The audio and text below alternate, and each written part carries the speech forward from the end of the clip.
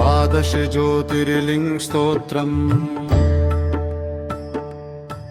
सौराष्ट्रदेशे विशदेति रम्ये ज्योतिर्मयं चन्द्रकलावतंसम्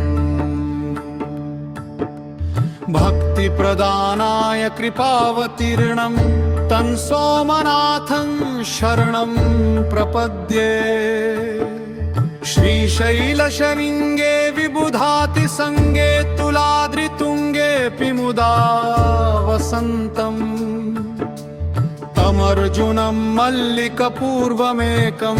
नमामि संसारसमुद्रसेतुम्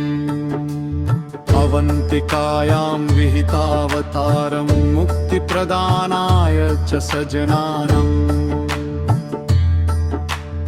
अकालमृत्योः परिरक्षणार्थ वन्दे महाकालमहासुरेशम् कावेरिकानर्मदयो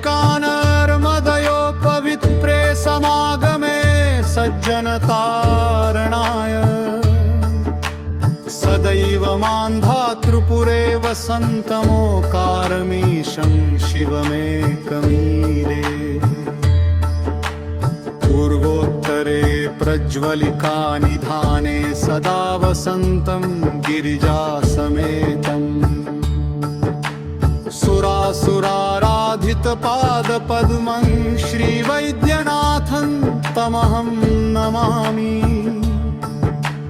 या मे सदङ्गे नगरे तिरम्ये विभूषिताङ्गं विविधैश्च भोगैः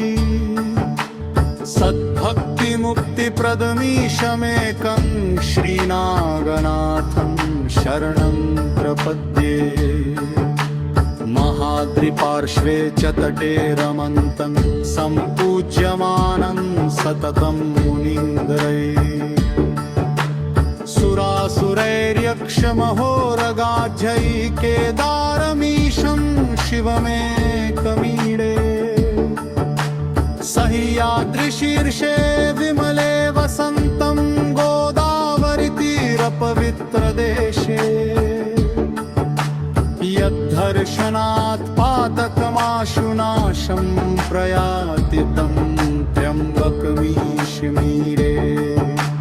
सुताम्रपर्णी जलराशियोगे निबध्य सेतुं विशिखैरसंख्यैः श्रीरामचन्द्रेण समर्पितं तं रामेश्वराख्यं नियतं नमामि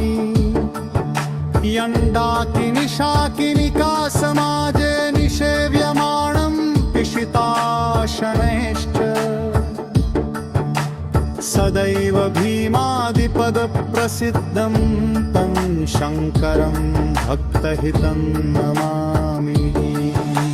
सानन्दमानन्दवने वसन्तमानन्दकन्दं हतपावृन्दम्